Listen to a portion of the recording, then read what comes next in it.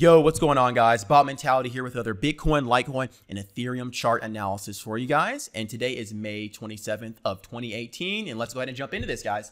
So we saw some continuation here. If you watched my video yesterday, we saw some continuation. We saw how this equilibrium pattern played out. I'm going to make this, short and sweet. Essentially what we saw is we saw a breakdown of this level. How do you know this is going to break down? We saw two stuff candles. I've talked about that in prior videos. Saw a stuff candle right here. Make that orange there for you. We saw a stuff candle right there into the 7,650 area. And if you didn't exit your long on that, if you were playing this channel on the equilibrium pattern, you definitely should have exited the second time we saw that stuff candle right here. Where essentially what happened is that the people who had bought and the people who have been holding bags since are looking to take off their losses or just to take profits if they bought in the bottom of the channel, because we've been seeing inconsistency on Bitcoin. If you look back in the past, I've talked about how we've been seeing these sort of dumps, these very harsh dumps of price action after we saw periods of consolidation. That's really been making the long skittish. It's been causing a sort of fearful market sentiment. No one's really trusting anything more than a couple % moves. And so people are taking profits very heavily when we reach into prior resistance levels, or when the people who are back holding end up taking off their longs at those levels. So what's been happening here is if you saw that second stuff move, you should have exited your position. We broke down from the equilibrium pattern. And what happened now is essentially we curled here and we're headed back to the upside. How far we'll get, I have no idea. Am I buying here? Absolutely not. I'm looking to purchase on Ethereum sub, I would say around subs 555, 550 area. That's where I'm looking right now. The reason why I'm moving my orders down is because I didn't catch this pullback. Ethereum didn't pull initially as far back as I wanted it to. And now it's actually making a bearish divergence from the Bitcoin price action. And I'll go into a little bit of detail what I mean by that when I jump over to the Ethereum chart. But essentially what we're seeing here is Bitcoin is recovering from its pullback here on the hourly, on the 1 hour chart right now, and curling upwards. And Ethereum is not doing that. So what do I think is going to happen with Bitcoin next couple hours? So here's what I look out for. Could we curl right back up and break through the 7,600 area and sort of get over this prior resistance level we saw here with these stuff candles? Yeah. Okay, we could do that. Is it likely? No. And the reason why I say that is because all the people who've been bag holding from this level are going to probably sell into this as soon as we get some pop up here to 7,450 area. And that's what I'm looking for right now. Personally, I'm waiting to see lower on Bitcoin. I'd love to see a sort of panic flush and to trigger some stops there around 7,000. That's a very conservative entry for me. Entry for me on the long side. I'm looking to buy into Ethereum based on that. And will we get that? I don't know. But I'm telling you right now, I'm not going to trust this because it easily just could be a sort of a bear flag, right? Another bear flag going down. If you buy into this, just make sure you keep it on the lows. No one knows exactly what's going to happen with the price action. What I can tell you is that we're in a massive downtrend over the past couple weeks, and people are holding bags. And so you got to be careful. You got to make sure you're conservative with your entries and make sure you're paying attention to the price action, using stop losses and raising a trailing stop to protect your profits. That's what I've got to say right now. I'm personally waiting for lower. I'm sitting all cash right now and just watching the action, just analyzing it every single day. But for Bitcoin, I'd like to see it curl up here through 7,500. If not, if we chop around here, into tomorrow's video, I might change my my estimate or change my goal, my strategy.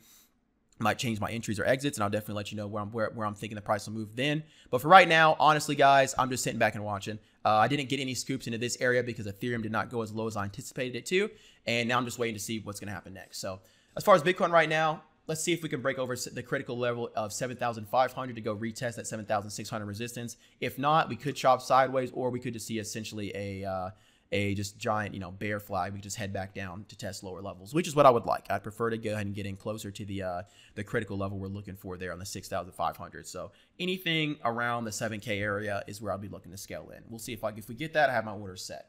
So on Ethereum, let's talk about that bearish price divergence I was talking about earlier. So if you notice on Bitcoin, we broke down from this equilibrium pattern, which if you saw, again, those two stuff moves were the good indicator of that. If we broke down from that pattern, and now we saw a nice curl and we're heading up higher, right? Jump over to Ethereum. Ethereum is supposed to be more bullish than Bitcoin. Now, what we've been seeing, and it has been proven that to be so over the past couple of weeks. What's happened now, though, and I'm just drawing these. This is a very rough, ugly pattern, right? I'm just doing it real quick for you guys. What we saw was Ethereum break down here from the ascending wedge pattern that when Bitcoin was forming the equilibrium. We saw a curl up here, another dump, and we had higher lows. So overall, what's been happening on Ethereum is we've been heading down, okay? We've been heading straight down on Ethereum. Why is this a big deal? Because it's not doing what it usually does, which is what follows Bitcoin, but in a more bullish scenario to the upside. If you jump over to Bitcoin, Bitcoin's curling up, back to Ethereum, Ethereum's heading down. What does that mean? I've readjusted my entries on Ethereum to be a little bit more conservative in case we see Bitcoin 7,000. So I drop my orders a little bit there. Could we continue up from here? Of course we could, but it's just me being careful. This is me respecting the downtrend we've been in for a couple of weeks and just being patient with my entries. So that's what I got there. Keep an eye on that with Ethereum. Another thing I want to bring up on Ethereum is if you check the daily chart on Bitcoin. Okay, let me jump over to it real quick. So look at the daily chart on Bitcoin. Okay, in April, look at the lows here, the 6,500 area, right? That area right there is where we bottomed out last. Okay. So the difference between Bitcoin at this price level and Bitcoin where it is now is going to be about, let's just go ahead and I'll just check my tool here real quick and let you guys know. Let me see. Give me just a second here.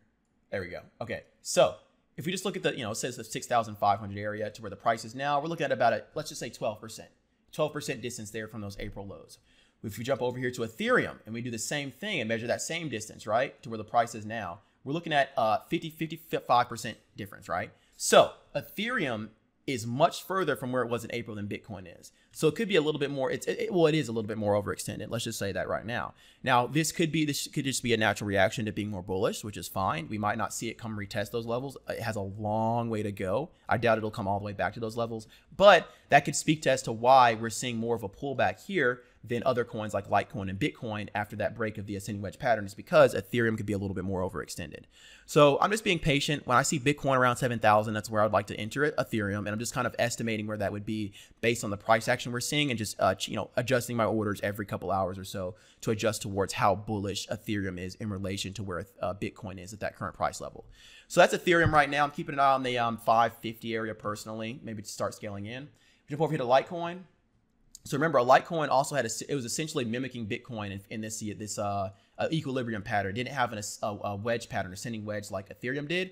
It was essentially mimicking Bitcoin. Now, if you notice, unlike Ethereum that headed down after the break of its pattern, Litecoin is actually curling along with Bitcoin, which I think is a good sign. And as far as the price difference, they're essentially the same. As far as what they're up or down on the day, they're right around the same area. Like Litecoin's up 0.5% today, Bitcoin is up 0.6%.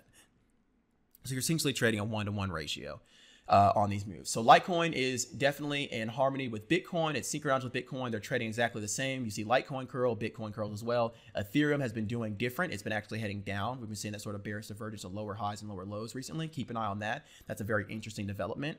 Maybe we can capitalize on that in the future. If you look at, let's see, if we look at Bitcoin Cash, Bitcoin Cash broke out of its equilibrium pattern the same way, right? It was right about here. It broke down and we made a little bit of a low a higher low here, and now we're looking to form a lower high. So it's not quite as bad as Ethereum is to the downside. Bitcoin Cash is down 1.1% on the day. Ethereum's down 2.5, but it's not as bullish as Litecoin is as far as being in harmony with Bitcoin, right? Just keep an eye on that. Keep an eye on those ratios right now, and I'm keeping an eye on Bitcoin. We'll see if we can curl back up here. I doubt it. Just because of how many bag longs we have, I'd prefer to see a break lower and look for an entry there. The closer we are to that 6,500 support. So that's really all I got here for today, guys. Just a quick analysis for you on those. And as far as my thoughts on that, I'll jump over here to talk a little bit about some psychology. And let me just break this down for you, especially if you're looking into day trading and making a day job out of it or making a business out of it. This is the kind of mindset you need to have. So I'll jump into this real quick. So one thing I like to say, and I've said it multiple times, is don't FOMO, which means fear of missing out. So excuse me, if you miss the move today, that's fine. There'll be plenty more in the next week or month. It's less stressful to be patient and focus and nail 1 to 2 nice trades a week than 10 to 12 with the same profit. So what I'm trying to say here is, guys, it only takes a couple trades to make your week or to make your month. So let's say you take 29 days off the month, and that last day, you just come in and nail it. You've been patient. You're waiting on your entry on Ethereum or whatever your entry is. You got the entry, got some size on there, nailed it, and that was your week, your month maker, right? Whereas if you would have traded every single day trying to, push circumstances that weren't there, where your edge wasn't present, you're trying to work really hard to take advantage of a situation that wasn't there, right? And you made a little bit of money, lost some money, made a little bit of money, lost a little money. And essentially what you did is worked your butt off the whole month for the same amount of money you would have made if you would have just been patient and waited on your optimal entry anyway, right? So what I'm trying to say here is make sure, when your edge is there, hit it. When it's not, relax. That's all you need to do. It's not a big deal. If you don't make money today or next week, there's been times when literally I have been here, I've been at the computer, for 3, 4, 5 hours a day for a week, barely make any money, right? And then I come in one day randomly next week, check my phone and the price is somewhere, place a couple orders and make more money in that, that one trade in an hour that I did the past 12, 18 hours of trading I did over the past couple of days, right? It happens. That definitely happens. So when the markets are most favorable, that's when you should be hitting it the most. Don't let, a couple losses upset your week or your month. And if you're not seeing the opportunity there that's not fitting your specific strategy, just be patient, because it only takes 1 or 2 nice trades to make your week, a couple nice trades to make your month, and that can make your year, right? So the whole point of this is don't get fear of missing out. If you're missing opportunity, just wait for the next one. There'll be plenty more. We have thousands and thousands and thousands of more trading days left in our lives, guys. Just be patient and trade your edge. That's really all I got for you guys today. And I just want to keep it short and sweet. Let's see where Bitcoin heads in the next couple hours. And I'm going to bet it's going to go down, but let's see what happens. Let's see what happens, guys. Let's react to it. Let's make money. Let's continue to develop our bot mentality, guys. Learn to trade like a machine and eliminate your emotions. I'm going to go ahead and get out of here. Catch you guys tomorrow. Deuces.